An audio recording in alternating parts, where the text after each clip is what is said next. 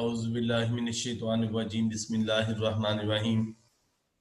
Assalamu alaikum, dear student. I'm Sadakat Ali, your biology teacher. Student, आज हम new chapter start करने जा रहे हैं, support and movement, chapter number 16, lecture number 1। Student, इस chapter में जो मेन कंटेंट्स हैं वो सपोर्ट के प्लांट्स में सपोर्ट के लिए कौन कौन से स्ट्रक्चर्स हैं, एनिमल में सपोर्ट्स के लिए कौन कौन से स्ट्रक्चर हैं, मूवमेंट प्लांट्स में किस तरीके से होती है, एनिमल में किस तरीके से होती है। लेकिन हम स्मार्ट सिलेबस के मुताबिक जो जो चीज़ें हमारे सिलेबस में शामिल होंगी इंशाल्लाह हम उनको डिस्कस करेंगे one by one. Right student, हमारा टॉपिक है सपोर्ट इन प्लांट। हमें पता है जो role of stem in plant, ये प्लांट को सपोर्ट प्रोवाइड करता है। Stem important function is to transport and supply line between the root and the aerial part of the plants। अगर हम प्लांट को देखें, रूट, स्टेम और ये प्लांट का एरियल पार्ट जो कि हमें जमीन से बाहर नजर आ रहा है ना, सॉइल से बाहर नजर आ रहा है, इसको हम कहते हैं एरियल पार्ट। तो ये एक सप्लाई लाइन है। रूट से वाटर और मिनरल जो है इनकी कंडक्शन हमें पता है स्टेम के जरिए एरियल पार्ट तक हो रही है। और प्लांट जो फोटोसिंथेसिस करते हैं उनमें जो फूड प्रिपेयर होती है, लीव्स में जो फोटोसिंथेसिस हो रही है, इनमें जो फूड प्रिपेयर हो रही है वो इसी चैनल के जरिए, इनके यहाँ पे फ्लोएम भी होते हैं, जाइलम और फ्लोएम। तो ये एक सप्लाई लाइन है between the different parts of the plant. तो उसी चीज को हम डिस्कस कर रहे हैं कि इसका इंपॉर्टेंट रोल क्या है।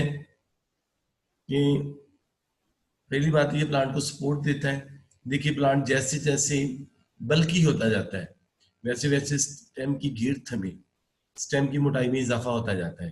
क्यों? हमें पता है जैसे जैसे प्लांट की लेंथ में इजाफा होगा प्लांट बल्कि होगा, ज्यादा ब्रांचेस, ज्यादा लीफ ऊपर ग्रो करेंगे। तो अब प्लांट की विड्थ में इजाफा होना जरूरी है। क्यों? फिर प्लांट को सपोर्ट मिलेगी ना। तो हमारा टॉपिक भी तो सपोर्ट इन प्लांट है ना। तो the function of support is shared among several cell. अब जो स्टेम है इसमें डिफरेंट तरह के सेल्स हैं जिनमें ये सारा का सारा सपोर्ट का फंक्शन जो है वो डिवाइड हुआ है। तो ये प्लांट का एक जनरल स्ट्रक्चर हमें दिखने में नजर आ रहा है। ये देखिए, ये टर्मिनल बड, ये एपिकल बड, फ्लावर स्टॉक, इस तरीके से ब्रांचेस वगैरह, रूट कैप, टैप रूट जो सबसे पहली रूट अराइज होती है। The living cell of epidermis, cortex and the pith take in water by osmosis. The internal hydrostatic pressure is called turgor pressure, keep the cell rigid and resist from the bending। देखिए student, ये हमारे पास मैंने आपके सामने root का थोड़ा सा structure लिया है। ये रूट हेयर्स हमें नजर आ रहे हैं, ये सारे एपिडर्मल सेल, राइट, ये सारे के सारे कॉर्टिकल सेल, कॉर्टेक्स। उसके बाद हमें ये एंडोडर्मल सेल नजर आ रहे हैं, उसके बाद फ्लोएम, ये जाइलम हमें नजर आ रहा है। तो वाटर जो है ये एपिडर्मल सेल, कॉर्टिकल सेल, ये ऑस्मोसिस के जरिए वाटर को एब्जॉर्ब करते हैं। और जहाँ पे वाटर की वजह से जो इन सेल्स के अंदर प्रेशर डेवलप होता है उसे हम कहते हैं हाइड्रोस्टैटिक प्रेशर, राइट।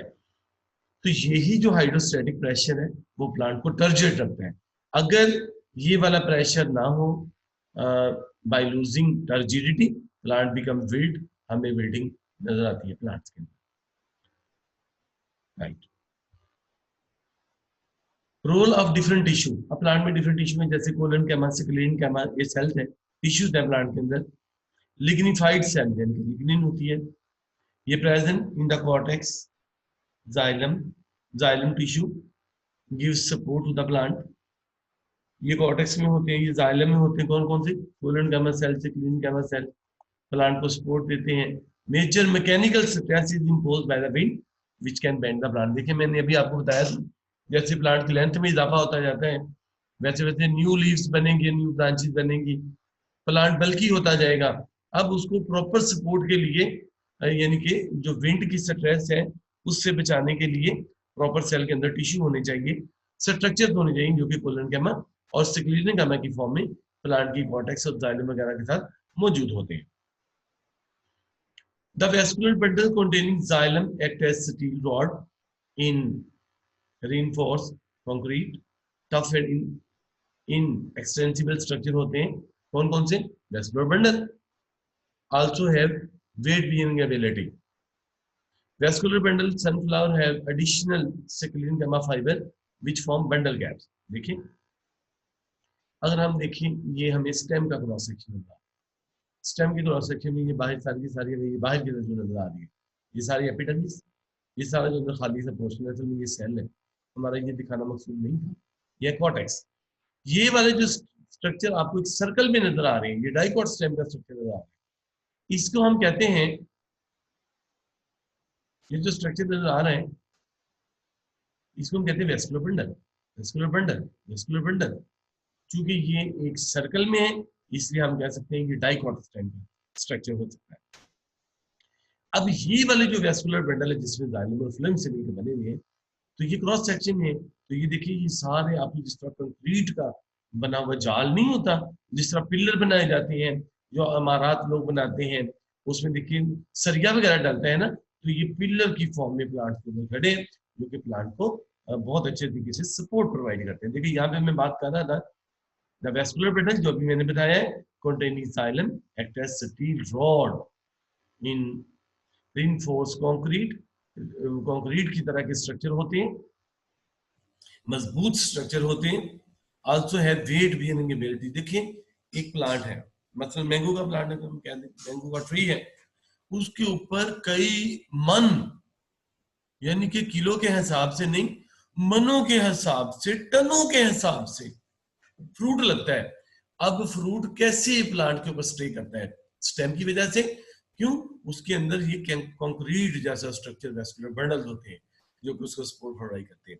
इसके साथ साथ जो सनफ्लावर है उसमें एडिशनल स्क्लेरेंचीमा फाइबर भी प्रेजेंट है in the form of bundle cap. देखिए ये थोड़ा सा, यानी कि ये दो वेस्कुलर बंडल को काट के बड़ा करके यहाँ पे दिखाया। वेस्कुलर बंडल, वेस्कुलर बंडल, ये आपको एपिडर्मल हेयर, क्यूटिकल, कॉर्टेक्स, इसमें कोलोनकेमा सेल, देखिए कोलोनकेमा अभी हम बात कर रहे थे, ये सपोर्टिव टिश्यू है। कोलोनकेमा सेल जो कि फोटोसिंथेसिस में इंपॉर्टेंट रोल प्ले करते हैं, इनका रोल फोटोसिंथेसिस के लिहाज से भी होता है। इसके बाद ये हमें पेरेन्केमा सेल नजर आ रहे हैं। ये वाले जो स्ट्रक्चर आपको डिश नजर आ रहे हैं ये हैं बंडल कैप्स, ये फ्लोएम, ये जाइलम। जाइलम की डिफरेंट टाइप होती है, प्रोटोजाइलम, मेटाजाइलम। बीच में ये कैम्बियम जो कि सेल डिवाइड होने की सलाहियत रखते हैं, ये कैम्बियम सेल है। वेस्कुलर कैम्बियम, कोर कैम्बियम, आपने नाम सुना होगा, ये प्राइमरी फ्लोएम। और बाहर की तरफ ये देखिए, ये इस वेस्कुलर मेटल के ऊपर जाइलम फ्लोएम के ऊपर कैप की तरह का स्ट्रक्चर है, जिसे हम कहते हैं बंडल कैप्स। तो ये हमें बंडल कैप की स्क्लेरेंचीमा फाइबर बंडल कैप की फॉर्म में भी हमें नजर आते हैं। बंडल कैप क्या है? A layer of the sclerenchyma और thick parenchymatic cell at the tips of the vascular bundle. Role of vacuole, vacuole का क्या रोल है? हमें पता है जो प्लांट है, प्लांट सेल, इसके अंदर बहुत बड़ा वैक्यूल है, लार्ज सेंट्रल वैक्यूल। हम देखें न्यूक्लियस को एक तरफ पुश किया हुआ है, इसमें कितना होता है इसका वॉल्यूम? 80% तक इसने सेल का वॉल्यूम कवर किया होता है, 80%। रिसेंट रिसर्च बताती है कि हम तो पहले यही ख्याल करते थे ना कि प्लांट के अंदर एक बहुत बड़ा सेंट्रल वैक्यूल होता है और प्लांट के अंदर छोटे छोटे वैक्यूल नहीं होते। प्लांट के अंदर छोटे छोटे वैक्यूल्स भी होते हैं, लेकिन उनकी आइडेंटिफिकेशन होती है उनकी वॉल्स, उनकी मेम्ब्रेन के लिहाज से, उनके स्ट्रक्चर के लिहाज से, वो कौन सी चीजों को स्टोर करते हैं। यानी कि लार्ज वैक्यूल तो होता ही है, लेकिन प्लांट में भी रिसेंट रिसर्च बताती है कि छोटे छोटे वैक्यूल्स भी होते हैं। तो हम बात कर रहे थे वैक्यूल की, जो कि वाटर वगैरह को, सल्यूट वगैरह को अपने अंदर कन्वर्ट करता है और एक खास तरह का प्रेशर जनरेट करता है।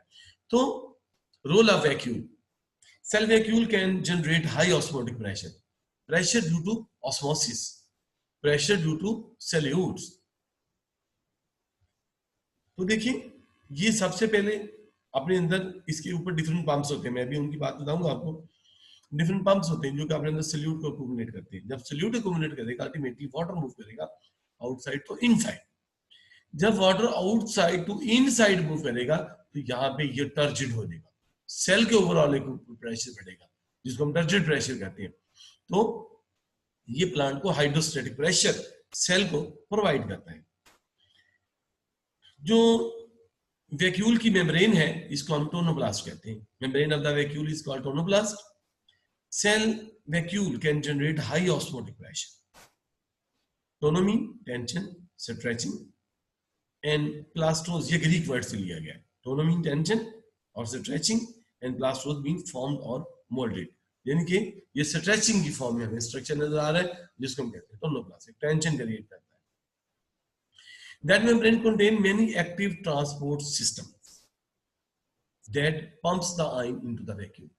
अब डिफरेंट तरह के एक्टिव ट्रांसपोर्ट सिस्टम होते हैं, डिफरेंट तरह के सेल, अगर हम ओवरऑल बायोलॉजिकल मेम्ब्रेन की बात करें उन पर डिफरेंट तरह के पंप्स होते हैं, डिफरेंट तरह के एक्टिव ट्रांसपोर्ट सिस्टम होते हैं, जैसे एंटीपोर्ट सिस्टम, जैसे सिंपोर्ट सिस्टम, जैसे सोडियम पोटेशियम पंप, जैसे सोडियम ग्लूकोज ट्रांसपोर्ट प्रोटीन। ये 4 तरह के पंप्स होते हैं ओवरऑल बायोलॉजिकल मेम्ब्रेन के ऊपर अगर हम बात करें तो antiport system, symport system, sodium potassium pump, sodium glucose transport protein. लेकिन चूंकि हम टोनोब्लास्ट की बात कर रहे हैं इसमें 2 तरह के पंप होते हैं, एटीपेज और PPS. ATPase adenosine triphosphate and PPS phosphoprotein phosphatases. मैंने आपको 2 तरह के पंप्स बताए एक्टिव ट्रांसपोर्ट पंप जो कि टोनोब्लास्ट के ऊपर होते हैं। कौन कौन से? एटीपेज, दूसरा है पीपीएस। पीपीएस किस चीज का एब्रिविएशन है? फॉस्फोप्रोटीन फॉस्फेटेजेस। ये क्या करते हैं? ये वैक्यूल के अंदर आयन को मूव करवाते हैं। जब वैक्यूल में आयन मूव करेंगे, when ionic concentration increase in the vacuole, water will move inside generate turgidity, mechanical support to the cell. तो यहां पे जो पंप्स होते हैं एटीपीएस एंड पीपीएस, ये आयन अक्यूमुलेट करते हैं यहाँ पे इस जगह पे। सॉरी, ये टोनोब्लास्ट के ऊपर पंप होते हैं एटीपीएस पीपीएस, वो आयन को अक्यूमुलेट करते हैं। जब अंदर आयन ज्यादा होंगे तो अंदर जो है वो ऑस्मोटिक पोटेंशियल ज्यादा हो जाएगा, अंदर सॉल्यूट कंसंट्रेशन ज्यादा हो जाएगी, बाहर वाटर पोटेंशियल ज्यादा है, water will move from higher concentration to lower concentration. Result क्या होगा? ये टर्जिड हो जाएगा, ओवरऑल सेल को ये टर्जिडिटी प्रोवाइड करेंगे। हमारा टॉपिक है supportive tissue in the plant. तो इसमें सबसे पहले सिक्लेरेनगैमा सेल, हमने पहले भी सिक्लेरेनगैमा सेल का नाम सुना हुआ है। ये जो है ना वो ग्रीक वर्ड है, सेक्लेरोज मीन हार्ट, ये मॉडर्न लैटिनाइज वर्ड, और ग्रीक वर्ड से जो इसका ओरिजिन है scleros mean hard and enchyma mean infusion, यानी कि ये ऐसा स्ट्रक्चर है जो कि हार्डनिंग कर रहा है प्लांट में। ये ऐसे सेल है जो कि हार्डनिंग, सेल को रिजिडिटी दे रहे हैं, सेल को स्ट्रेंथ दे रहे हैं। Thick secondary cell walls impregnated with lignin, इनकी सेल वॉल, इनकी सेकेंडरी जो सेल वॉल होती है वो थिक होती है जिसमें लिग्निन की डेपोजिशन होती है, इंप्रेग्नेशन होती है। नॉन लिविंग सेल होते हैं, ये डेड सेल होते हैं। Function is to provide support to plant part, ये प्लांट पार्ट को सपोर्ट प्रोवाइड करते हैं। तो सिक्लेरेनगैमा 3 तरह के होते हैं, fibres, sclereids and the vessels. Fibres, ये देखें सिक्लेरेनगैमा सेल, ये देखिए आपको नजर आ रही है प्लांट में, ये जो आपको ये जो डिफरेंट सा कलर नजर आ रहा है पर्पल सा, ये सिक्लेरेनगैमा सेल है। इस सेल के अंदर 3 तरह के सेल एसोसिएट होते हैं। फाइबर्स, यानी कि ये देखिए आपके सामने फाइबर्स है, इनके ऊपर छोटे छोटे सुराख भी नजर आ रहे हैं जिसे हम कहते हैं पिट्स, जिन्हें हम कहते हैं पिट्स। तो यहाँ पे फाइबर्स होते हैं, लॉन्ग होते हैं, सिलिंड्रिकल होते हैं। सिलिंड्रिकल ऐसे स्ट्रक्चर को कहते हैं जिसका क्रॉस सेक्शन ले तो वो सर्कल के तरह के होते हैं, हम उनको कहते हैं सिलिंड्रिकल। में exist as solid bundle in the xylem, xylem में सॉलिड बंडल के तौर पर भी, यानी कि ये देखो ये तीसरा 2 है, तीसरा बहुत ज्यादा मिलकर बंडल्स बनाएंगे। और एज बंडल कैप्स को मैं आपको बता चुका हूं। तो ये वेस्कुलर बंडल के, ये देखो फॉर एग्जांपल ये वेस्कुलर बंडल है, तो ये बंडल कैप्स की फॉर्म में भी हमें फाइबर्स नजर आएंगे, राइट। इसको हम ट्रैकिड्स भी कहते हैं। उसके बाद सेक्युलिन गैमेट सेल की दूसरी टाइप जो है वो है सेक्युलाइड्स। सेक्युलाइड क्या है? Shorter than the fiber, found in seed coat and the nut shell. Nut shell के अंदर होते हैं, आपने देखा होगा पीनट वगैरह जो है, हमें इसके अलावा भी आलमंड वगैरह है, और उसके बाद काफी नट्स जो है इनके हमें कोट के अंदर हमें जो है ना वो ये नजर आते हैं। कोकोनट हो गया, प्रोवाइड प्रोटेक्शन। तो देखिए ये सेक्युलाइड जो है इनमें थिक आपको वॉल नजर आ रही है, थिक वॉल है। देखिए ये थिक प्राइमरी वॉल बाहर वाली, ये अंदर वाली वॉल जो है, ये देखिए ये वाला इसका प्रोटोप्लाज्म का रीजन, ये जो ये वाली वॉल है ये थिक वॉल है। ये देखिए थिक वॉल, थिक वॉल, ये है इनकी सेकेंडरी वॉल। तो हमने अभी बात की थी कि जो सेक्युलिन का सेल है इनकी सेकेंडरी थिक वॉल होती है। देखिए थिक लिग्निफाइड, देखिए ये अंदर प्रोटोप्लाज्म, ये डेड सेल होते हैं ना सेक्युलिन का, ये देखो कितनी थिक वॉल, ये लिग्निन की डेपोजिशन की वजह से ये थिक है। बीच में आपको यहाँ पे पिट्स भी नजर आ रहे हैं, इनको हम सिंपल पिट्स कहते हैं, छोटे छोटे सुराख होते हैं। हाईली लिग्निफाइड, यानी कि लिग्निन की यहाँ पे डेपोजिशन की वजह से ये काफी थिक हो चुके हैं, राइट। तो ज़ाहिर है कि ये बहुत हार्ड स्ट्रक्चर है, ये प्लांट को प्रोटेक्शन प्रोवाइड करते हैं। उसके बाद वेसल, ये इनके ट्रैकी, ये लॉन्ग पाइप होते हैं, एक पाइप के ऊपर दूसरा, दूसरे के ऊपर तीसरा, तीसरे के ऊपर चौथा। ये देखें जैसे ये आपको स्ट्रक्चर नजर आ रहा है वेसल एलिमेंट। तो ये जाइलम में अमूमन होते हैं, लॉन्गर ट्यूब होती है, join end to end long water conducting pipe in the xylem, क्योंकि वाटर कंडक्टिंग पाइप है, एक के ऊपर दूसरा, उसके ऊपर तीसरा, उसके ऊपर चौथा। ये देखें इस तरीके से ये आपको इसका और भी क्लियर कट जो है वो स्ट्रक्चर नजर आ रहा है, जो कि कंडक्शन के तौर पर यूज होती है जाइलम वेसल, और ये डेड सेल्स होती है, राइट। तो ये तीन तरह के सेल हमने पढ़े, कौन कौन से? हमने पढ़े फाइबर्स जिसको हम ट्रैकिड्स भी कहते हैं, हमने पढ़ा सेक्युलाइड, ये भी सेक्युलिन सेल की टाइप है, और ये वेसल्स जो कि एक पाइपलाइन की तरह के स्ट्रक्चर होते हैं। नेक्स्ट सपोर्टिव टिश्यू में है collenchyma cell. Collenchyma Greek words है, kolla mean glue and enchyma mean infusion. ये उनके ग्लू जो कि इसका मतलब है कि ये भी हार्डनिंग के लिए प्लांट को प्रोटेक्शन देने के लिए, हार्ड करने के लिए सेल्स को ये यूज हो रहे हैं कोलन गामा सेल। सेल्स है प्रोटोप्लास्ट, लेकिन ये लिविंग सेल्स है, लैक सेकेंडरी वॉल, इनमें सेकेंडरी वॉल नहीं होती। अभी हमने सेक्युलिन गामा सेल में देखा उनमें थिक सेकेंडरी वॉल होती है, क्योंकि ये लिविंग सेल है, इनको प्रॉपर तौर पे जो ना वो स्ट्रक्चर की जरूरत होती है, इसलिए इनकी सेकेंडरी सेल वॉल ज्यादा हार्ड नहीं होती, जो कि अल्टीमेटली इनकी डेथ का सबब बनती है। Angular thickening in the primary cell wall rather than the strength, ये काफी ज्यादा स्ट्रेंथ हो सकती है, काफी ज्यादा बंडल की फॉर्म में भी होती है या सिलेंडर की फॉर्म में भी हो सकती है। Provide support to the young herbaceous plant. Herbaceous plant mean वो वाले प्लांट, हर्ब किसे कहते हैं? The plant having no wood, उसे हम कहते हैं हर्ब। हर्बेशियस प्लांट, इनको तोड़ना मोड़ना बहुत आसान होता है, तो हर्बेशियस प्लांट में ये collenchyma cell protection provide करते हैं। These are elastic. इलास्टिक किसे कहते हैं? Reversible stretching, elastic reversible stretching, plastic irreversible stretching, elasticity reversible stretching, plasticity irreversible stretching, become elongated with the growth of the stem। देखिए जी आपको नजर आ रहे हैं, इनमें आपको प्रोटोप्लाज्म नजर आ रही है, इनकी सेल वॉल बाकायदा तौर पर नजर आ रही है, वैक्यूल है, ये पूरा का पूरा ग्रीन वाला इसका जो है ना वो ये सारा का सारा सेल है। और ये देखो एंगुलर थिकनिंग है, एंगुलर थिकनिंग, ये देखो कॉर्नर पे आपको ये थिक कंस्ट्रक्शन नजर आ रहा है, कॉर्नर पे इनकी एंगुलर थिकनिंग होती है, कॉर्नर पे हमें थिकनिंग नजर आ रहा है, थिकन कॉर्नर, हम ऐसी थिकनिंग को कहते हैं angular thickening, angular thickening, angular thickening. We are discussing about the collenchymatous, living cell. Protoplasm में बादाप्ता तौर पर नजर आ रहा है, सेल वॉल है, थिक नहीं है, ये थिक सेकेंडरी वॉल इनमें नहीं है, लिविंग सेल है। हर्बेशियस प्लांट में ये प्रोटेक्शन प्रोवाइड करते हैं। तो स्टूडेंट ये था हमारा आज का टॉपिक। नेक्स्ट टॉपिक के साथ आपकी खिदमत में फिर हाजिर होंगे, तब तक के लिए इजाजत, अल्लाह हाफिज।